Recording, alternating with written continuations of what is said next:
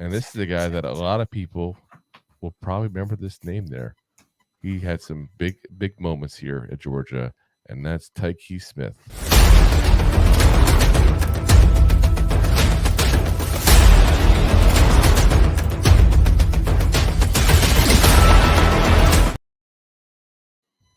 Alrighty, so again, I said out of Georgia there, played it the last the last 3 years. Prior to that, played 2 years over at West Virginia. Take me home. You skipped the line. I did. You did. They threw me for a loop. I couldn't remember the next line after the next. I was going to say, take me home the next one. Anyway, 5'10", 205 pounds, 23 years old. Last couple of years there has become kind of a bigger part of Georgia's defense there. In 14 games, just 28 tackles, 2.5 tackles for loss, 2 sacks, and 1 pass deflected.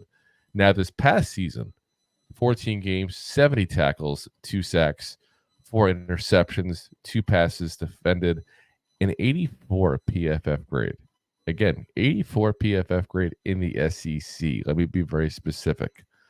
The main reason why this guy is only at 7 is, to be very frank, I don't think anybody knows where to put him. I don't want to say he's positionless. I'm not saying he's Isaiah Simmons. But his best position might be actually as more of a slot corner than a safety. But he moves around so much that he gets put in as a safety at that point. So at the line 62 times. We talk about the 4 sacks in the last 2 seasons. He spent 62 plays at the line.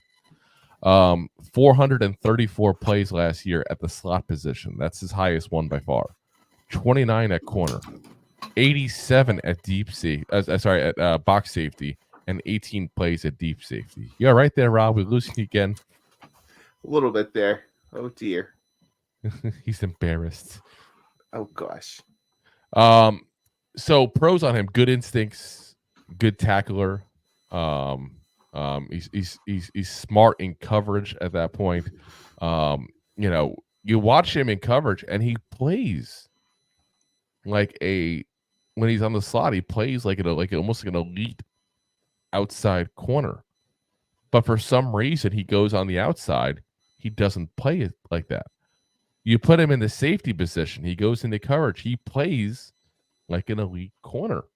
But again, he can't play the outside and have that same abilities.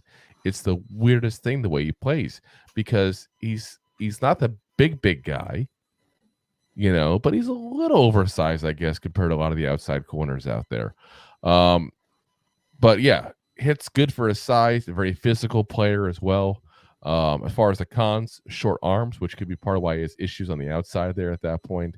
Like I said, he's not the slowest guy in the world, but he's not elite athleticism. If you got a guy who's like a Tyreek Hill kind of guy, he's going to burn him.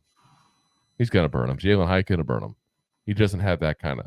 And, maybe that's just why he's better off in the slot, because those guys are typically just great route runners, not as much speed demons at that point. His hands do also get him in trouble at sometimes as well there. They're probably looking at about a 4th round at that point for him there.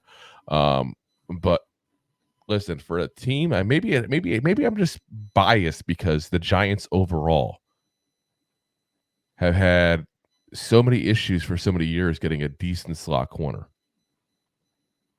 This is a guy that if he's available and we're going to pick, he could solve that role for us. I honestly think he can. He's that good. As long as his hands don't get in the throw. Yeah. Well, listen, sometimes you have to teach that. Yeah. On and off the field. So, no, not off the field. Thanks for listening to Two Giant Goofballs, a New York Giants podcast. We appreciate your support. Thanks so much.